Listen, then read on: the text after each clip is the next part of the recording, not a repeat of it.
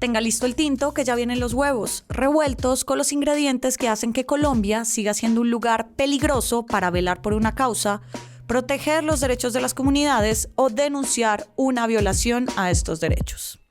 Desde la redacción de La Silla Vacía, soy Tatiana Duque. Es miércoles 6 de diciembre.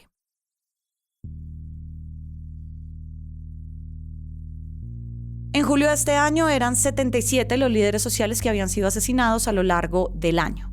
En un nuevo corte de cuentas que hace La Silla Vacía por estos días, la cifra ya se duplicó. Son 156 liderazgos que ya no existen en muchas de las zonas más convulsionadas del país. 156 voces que ya no están impulsando proyectos, protegiendo territorios o participando en causas sociales. Sus victimarios son los sospechosos de siempre. Las disidencias, el Clan del Golfo, las guerrillas. Muchas, si no la mayoría de las veces, esos casos quedan impunes. Hoy hablamos de lo que va más allá de las cifras frías. ¿Quiénes eran algunas de estas personas? ¿Qué amenaza al liderazgo social actual? ¿Y por qué se siente que el tema ya no es una prioridad para la agenda pública del país?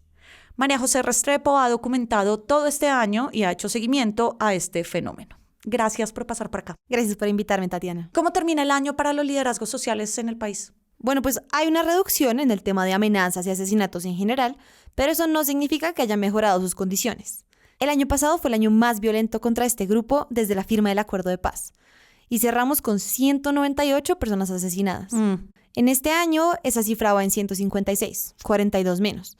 Pero igual que ya maten a uno, es todo un problema. Claro. El gobierno se eligió, entre muchas otras cosas, con la promesa de acabar con este fenómeno. Y arrancó con un ambicioso plan para los primeros 100 días, los famosos PMU por la vida. Sí. Pero desde entonces el tema se ha movido poco en la agenda, hay menos visibilidad y en los espacios donde antes cada muerte era motivo de movilización social ya no hay mucho. Ahora volvemos con ese punto específico de qué tan relevante es este tema ahora, pero desgranemos el fenómeno. ¿Dónde y quiénes están matando a los líderes? Bueno, arranquemos por el dónde.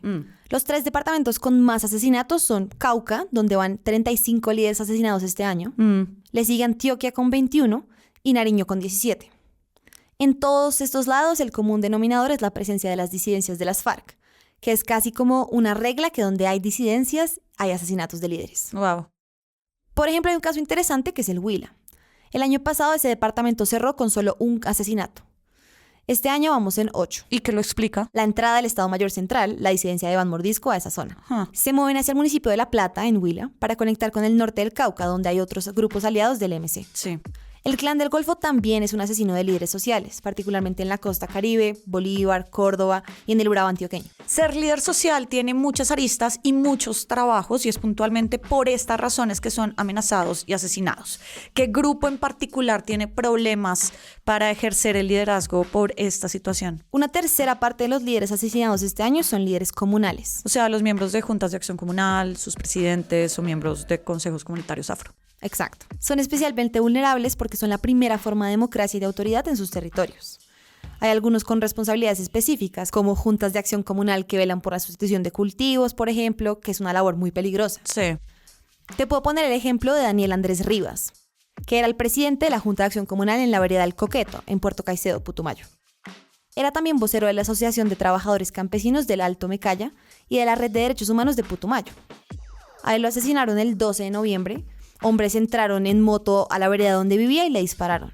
Hasta el momento no se sabe quién lo mató ni tampoco por qué. Y eso pasa en muchos de los casos. El gobierno quiere puntualmente que las juntas comunales manejen recursos y algunas contrataciones.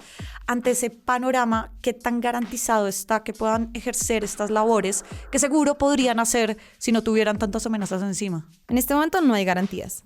Incluso la JEP, en un informe en noviembre, advirtió que los líderes comunales, que ya son los más vulnerables, al ponerles esta responsabilidad de manejar contratación y plata pública, se pueden convertir en un blanco aún más grande para los grupos criminales que seguro van a querer controlar esa plata. Seguro. Otro de los grupos lastimosamente amenazados de forma histórica son los indígenas. ¿Cómo les fue este año? Sí.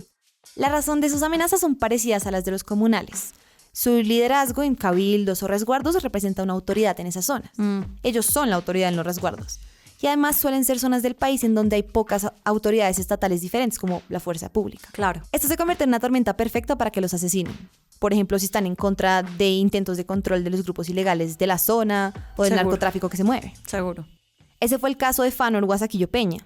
Él era un líder indígena del pueblo Nasa, que fue concejal incluso en Puerto Asís, Putumayo, y fue asesinado saliendo del entierro de otro líder hace solo 3 días. Y él hizo parte del equipo negociador que negoció el capítulo étnico de La Habana para los acuerdos de paz con las FARC. Exacto. Con él van 28 líderes indígenas asesinados en el país, principalmente en Cauca y en Nariño. Donde también hay una buena presencia de cabildos y resguardos indígenas. Con las elecciones también vivimos episodios de violencia política y líderes políticos que no alcanzaron a llegar vivos siquiera para la elección de octubre. Sí, el tema con las elecciones nos dimos cuenta el año pasado que son un momento muy violento para el liderazgo social.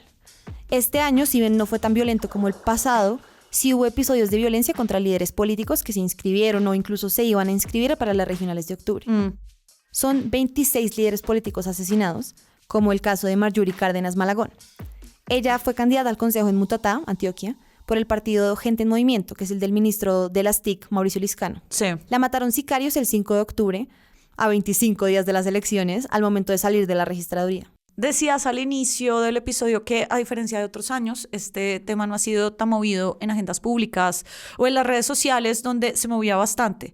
¿Hay algún factor específico para que este no sea un tema tan en boga como lo fue en otros años? Bueno, te cuento, en los últimos 5 años, el día que más tendencia ha habido en Google relacionada con la muerte de líderes fue el 8 de diciembre de 2019. No sé. Ese día hubo un concierto que se llamó Un Canto por Colombia, en donde 40 artistas cantaron por toda la séptima en Bogotá. En esa época, el asesinato de líderes inundó las redes, y el rechazo a esa situación era un mecanismo de protesta contra el gobierno de Iván Duque. Sí. Este año, lamentablemente, eso cambió. La mayor parte de los influenciadores que movían esas tendencias, que son además afines al gobierno Petro o incluso trabajan en él, pues dejaron de ser tan vocales y hacer esas denuncias. De todos modos, las organizaciones de toda la vida siguen informando sobre esta situación, como Indepaz, Somos Defensores e incluso la misma Jurisdicción Especial para la Paz. Ellos alertan cada día casi sobre las muertes de los líderes, pero no con el mismo eco como pasaba antes. Claro.